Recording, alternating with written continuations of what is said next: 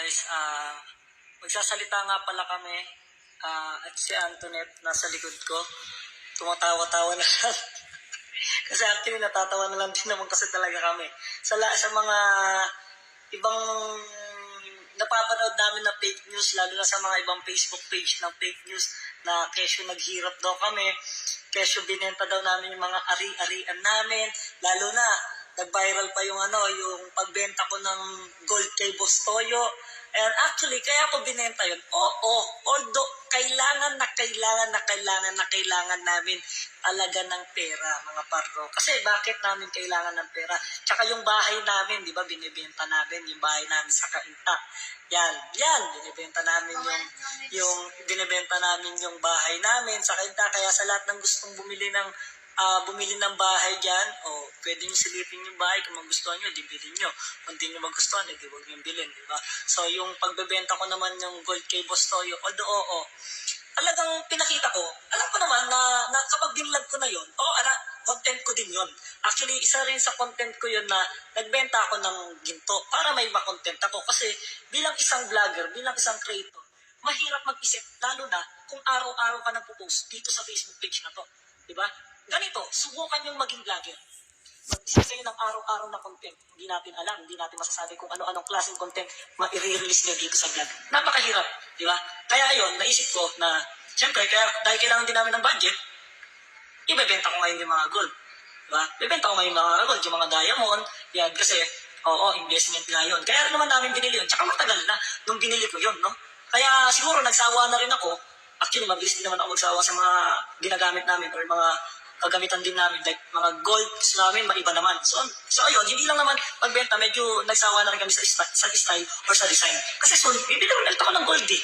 So hindi ka walang sa akin na ibenta ko yun dahil hindi naman bagsak presyo yung binenta ko kay Boss Toyo. Siyempre, ano ba naman ako? Hindi naman ako tanga na magbebenta ako ng bagsak presyo din, di ba? So bilang magkaibigan kami ni Boss Toyo at magkumpare, pantay, may tubo siya, pero hindi naman ganun kalaki. At ako naman, binenta ko naman ng palugi, pero hindi palugi. Kasi kailangan niya namin ng pera eh. Di ba, kapag kailangan mo ng pera, kahit barating yan, kahit ano yan, ibebenta mo yan. Wala ka ng pakialam. Pero ginto yun, mabilis bilhin. Di ba? Mga alas, mabilis bilhin. Investment, good investment, mabilis bilhin. Yan. So, lalo na sa mga nagsasabi dyan, kaya namin talaga binenta yun. So, binibenta namin bahay. Kasi nga, sabihin ko na ba? Ha? Saan ka na lang ba? Kasi mapapaisip din kasi itong mga to kung Bakit dito lang kung bakit sige, ganito. Parang medyo paisip-isip naman kayo. Kita sabi pa nila million tayo rito, kayo hindi mura lang kay Doc Yapi. Hindi.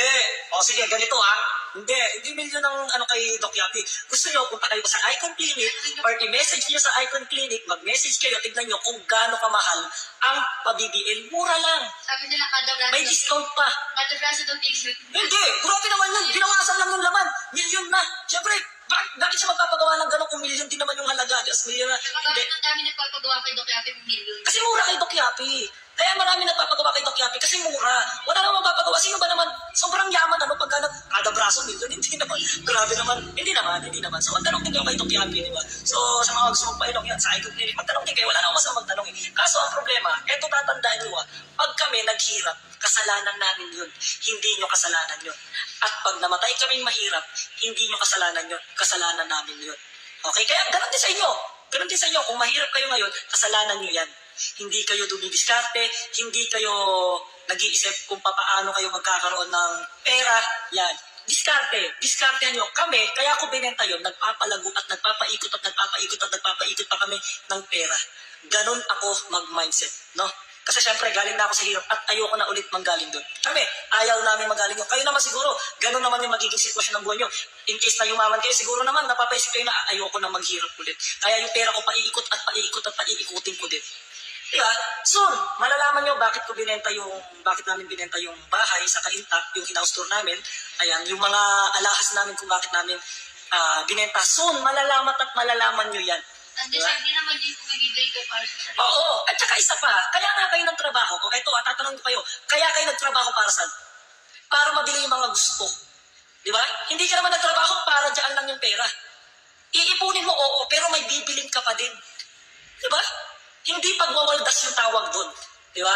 Kahit ikaw, kung medyo chubby ka at may pera ka naman, Kung gusto mo naman sumeksi, bakit hindi? Di ba gamitin mo yung pera mo? Kasi ginusto mo yun. Magpagwapo ka kasi sobrang pangit. Yeah, sobrang pangit ko, magpagwapo ako, deserve ko yun. Kasi nagpakahirap ako kumita ng pera para magparitoke ako ng ganon. Ganon din kayo, deserve nyo yun. Kung mahirapan man kayo sa trabaho nyo, pinag-ipunan nyo yung bagay, lahat tayo may pinag-iipunan. Alam nyo yan. Bakit daw hindi ikaw yung nagpaparito? Hindi ko kailangan. No, hindi ko kailangan. At kung magpaparitoke man ako, gusto ko yung mukha ko ganito pa rin. At kung mawawasak man yung mukha ko, gusto ganito pa rin. I-retoke sa akin. Iba-iba ang gusto ng tao siya. Gusto niya yan. Wala akong magawa. Kung ako nga walang nagawa, pumayag ako, kayo pa. Di ba? Kasi kayo rin eh. Kayo nga eh. Hindi namin kayo pinakailaman na nagpa-ganto kayo, nagpa-ganyan kayo, or bumili kayo ng gato. Wala naman kami pakialam dun kasi supportive pa nga kami sa inyo. Kasi bakit? Deserve nyo yan. Pera nyo yan. Deserve nyo yan. Di ba? Ganun lang naman yun eh. Kaya sa lahat dyan, sa mga bago kayo mag-comment ng kung ano-ano, kesyo nag-comment kayo dun sa kaya binenta, nagbenta si Wamos kasi naghihirap pa sila. Oo nga, kahit sabihin nyo naghihirap kami, kasalanan namin, hindi nyo kasalanan yun. At hindi nyo kailangan pagduldulan na mahirap kami. In case na humihirap kami, hindi nyo kailangan pagduldulan yun. Kasi kayo naman eh, kung mahirap kayo, hindi naman namin pinagduduldulan yun. Di ba? Kaya sana naman, Kahit sa ina yung tandang mo. yun, basta, labas na tayo doon. Siguro support na lang. Di ba? Support. Kung ano yung gusto niya mangyari ni Antoinette sa katawan niya or ano, sarili niya yan, buhay niya. Kumbaga parang katawan niya yan, wala siyang karapatan. Kahit ako, asawa ko, pero wala pa rin akong karapatan. Kung magpa-BBL mo siya, magpa-sexy siya, kasi siya yan. Kahit siya, kapag ka nagpa-ayos ako ng mukha ko, nagpa-ano ako, wala siyang pag-ilan, kasi ako to. Diba? Pwede kayo mag-usap, magpaalam, gano'n. Kung mag-asawa kayo, di ba? Pero kung hindi ka naman kaano-ano, di ba? Why not na bakit susundin mo naman yung ibang tao kung ginusto mo naman talaga magpaganda sa sarili? Lahat tayo, yung mga nanganganak dyan, di ba, nagpapaganda kasi ginusto nila. Ganun yun. Yung mga matataba dyan nagpapapayat, ginusto nila magpapayat. Ganun yun. Suportahan natin, hindi natin kailangan mambaba ng tao. So, ayun, ulitin ko, binibenta nga ulit namin yung bahay sa Kainta. Sa lahat ng gustong bumili at tumingin, pwede nyo tignan kung gusto nyo, bilhin nyo. Kung ayaw nyo naman, huwag nyo bilhin. At syempre yung mga gold. Ulitin ko lang, punta kayo kay Boss Toyo. Ayan, pwede kayong bumili ng mga gold doon. Sobrang mura ng mga gold doon. No? So, ayun, sana magkaisa tayo, lalo-lalo na doon sa mga nangbabash, sa mga keyboard warrior. Isipin nyo rin minsan, bago kayo mag-comment, alamin nyo muna kung bakit nagbenta yung ganito, bakit nagganito. Hindi yung napanood nyo lang, nang husga ka agad kayo.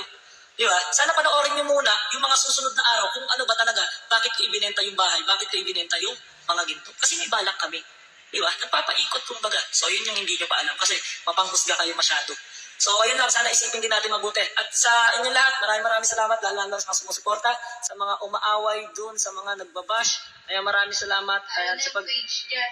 Tsaka yung mga Facebook page dyan na, huwag kayo kaagad maniwala sa mga Facebook page. Guys, kasi yung mga ibang Facebook page, mga maninira yan. No? So, yun lang. Maraming salamat. So,